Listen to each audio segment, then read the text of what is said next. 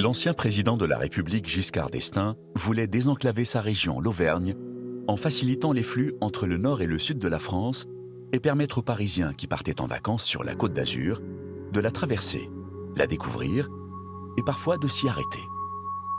Rendre dynamique et accessible le développement touristique et économique du Massif central. Et pour attirer des populations, il faut faciliter les transports et fluidifier le trafic. Que ce soit pour l'activité touristique, l'une des premières en France, ou simplement rendre la découverte du monde qui nous entoure plus accessible.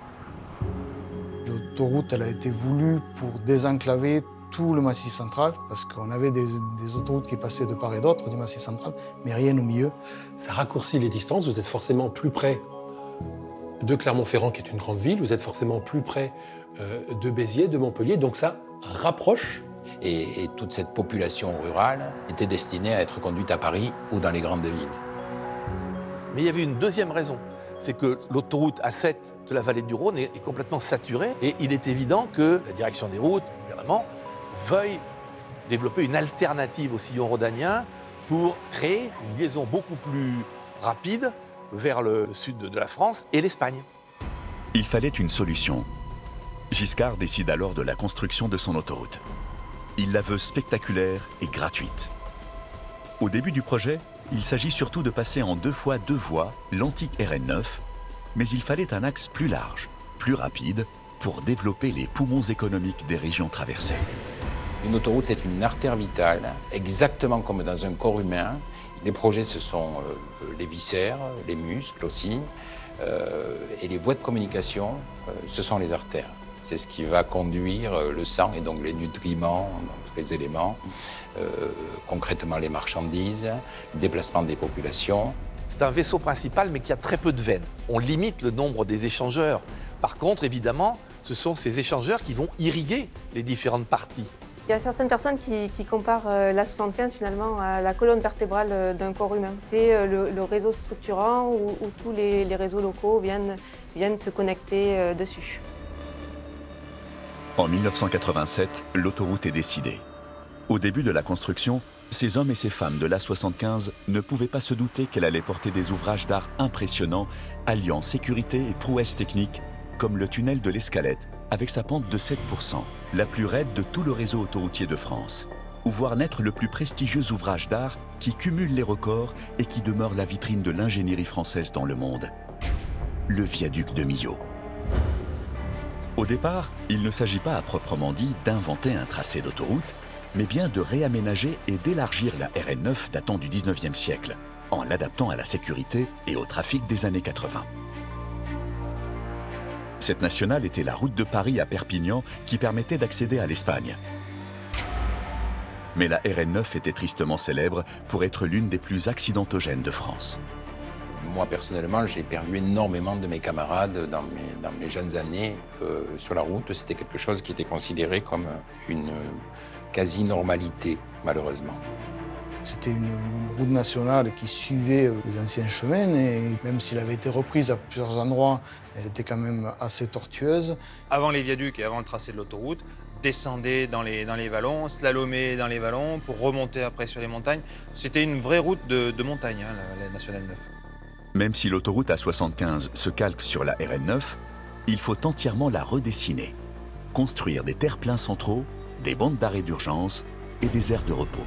Le principe directeur du chantier est bien d'élargir la chaussée en 2 fois 2 voies pour éviter les accidents et fluidifier le trafic. La 75 suivait plus ou moins l'itinéraire de l'ex-route nationale 9, mais les contraintes géométriques de réalisation d'une autoroute n'étant pas les mêmes qu'une route nationale, il a fallu que la 75 s'en écarte. Ça a commencé par des élargissements dans les années 70 et après on est passé sur un caractère autoroutier à partir des années, fin des années 80, début des années 90. Mais l'obstacle naturel de la géographie et du relief escarpé oblige les hommes de l'A75 à s'adapter.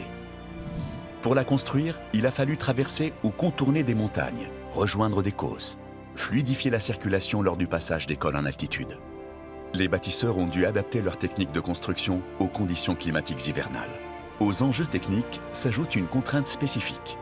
Pour la première fois en France, une attention toute particulière va être portée aux paysages exceptionnels que traverse une autoroute. Un défi pour l'A75.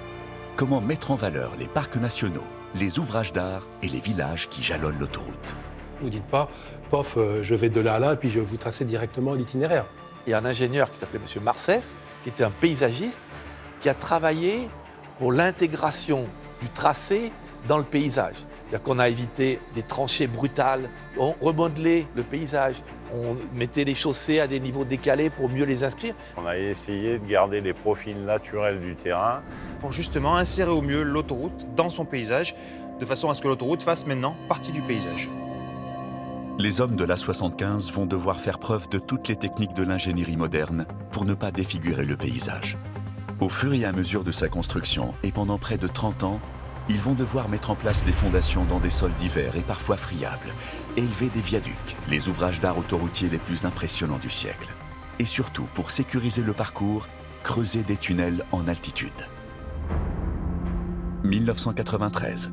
Les hommes de l'A75 doivent améliorer une portion inévitable et particulièrement étroite et dangereuse de la RN9. Le col du Pas de l'Escalette, 616 mètres d'altitude. C'est la seule façon de passer du plateau sud du Larzac à la vallée de l'Odève dans l'Hérault. L'ancienne Nationale 9 passait à flanc de falaise tout le long et du coup avec une partie de la route qui était quasiment dans le vide. La route qui grimpait de la vallée sur le plateau était vraiment construite évidemment contre les falaises, contre la montagne. Il a fallu faire un tunnel pour passer en autoroute. Il est donc décidé de percer un tunnel pour passer d'une petite route de montagne à un tunnel autoroutier de 2 fois 2 voies. Mais comment construire un tunnel à l'explosif tout en maintenant cette circulation dense sur la RN9 ? Il y a dans l'exécution une particularité, c'est qu'on a creusé ce tunnel en descendant. La stratégie adoptée était nécessaire pour maintenir la circulation sur la RN9 durant les travaux. Les déviations auraient été trop compliquées à mettre en place sur un lieu si escarpé. Mais creuser un tunnel en descente n'est pas sans risque. C'est une véritable difficulté parce qu'on peut être noyé, comme on dit. C'est-à-dire que toute l'eau du terrain se retrouve dans le tunnel et il faut pomper sans cesse. Et puis aussi, quand on évacue le marin, c'est-à-dire les déblais qu'on creuse à l'explosif, ben les camions, il faut qu'ils remontent la pente et c'est là aussi difficile en charge dans la boue du chantier de remonter.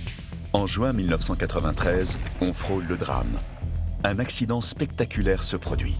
Une portion de la RN9 s'effondre, emportant une partie de la falaise juste au bord des travaux du tunnel.